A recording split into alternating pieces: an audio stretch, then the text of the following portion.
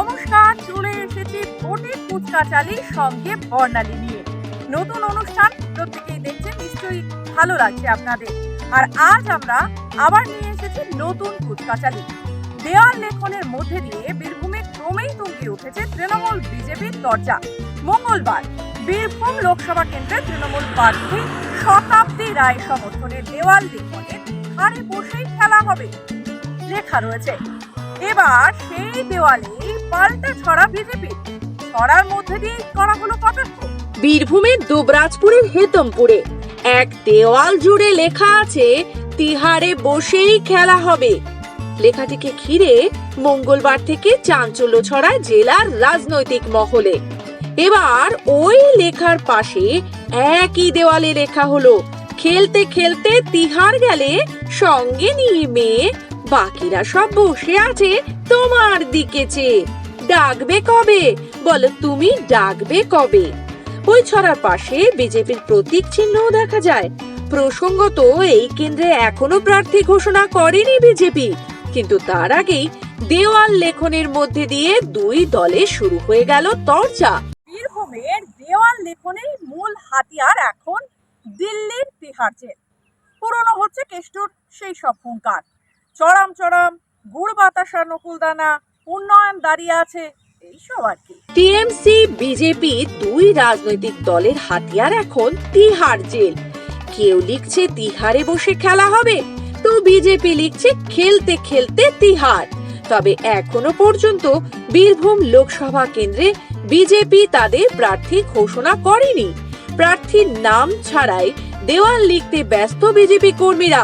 ঠিক শতাব্দী রায় দেওয়ালের ঠিক উপরে কটাক্ষ করে কি লিখেছে দেখে নিন। শোনো, প্রথমত দেয়াল লিখন যেটা হয় সেটা প্রত্যেকে কোনো আলাদা করে সিলেবাস বা কোনো লেখা থাকে না। সেটা যেখানে যেখানে দেয়াল লিখন হয় সেখানকার কর্মীদের আবেগ থেকে সেই শব্দগুলো ব্যবহার করে। প্রথমত, বীরভূমে বহু নেতা হয়েছে অনুব্রত মণ্ডলের জন্যে।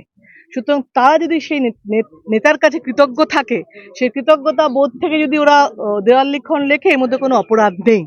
দ্বিতীয়ত, সারা ভারতবর্ষে বিজেপি যদি ইডি সিবিআই কে দিয়ে ভোট করাতে, ভয় দেখিয়ে ভোট করাতে পারে, যদি আমাদের কর্মীরা কেউ লেখে খেলা হবে, তার মধ্যে কোনো অন্যায় নেই। সেটা তিহারে বসেই খেলা হবে অনুব্রতকে উদ্দেশ্য করে তৃণমূলের দেওয়াল লেখনের পাশেই হলো বিজেপির দেওয়াল লেখন। আর সেই দেওয়াল লেখনে কটাক্ষ করা হলো অনুব্রতকে, যেখানে লেখা হয়েছে খেলতে খেলতে তিহার গেলে সঙ্গে নিয়ে মেয়ে, বাকিরা সব বসে আছে তোমার দিকে চেয়ে, ডাকবে কবে বলো, তুমি ডাকবে কবে।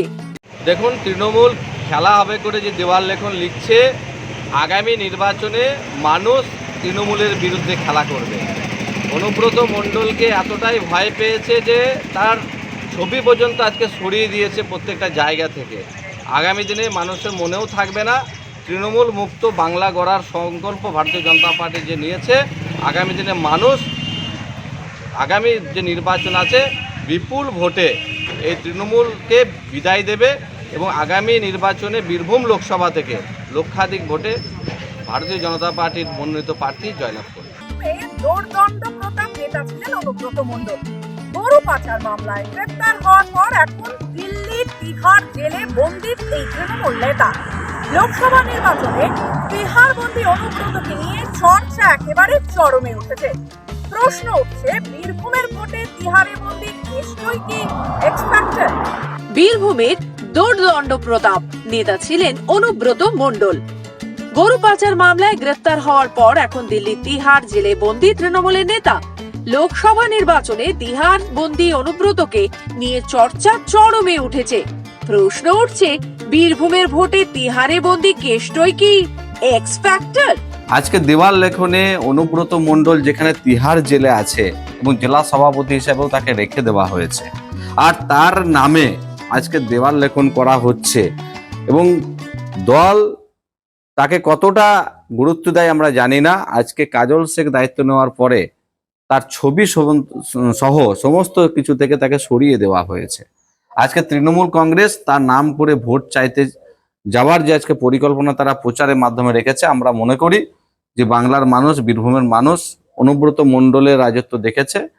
বীরভূমের মানুষ এবারে যে ভোট করবে নরেন্দ্র মোদীজির দ্বিতীয়বারে যে প্রধানমন্ত্রী হওয়ার, সেই নরেন্দ্র মোদীজিকে দেখেই ভোট হবে।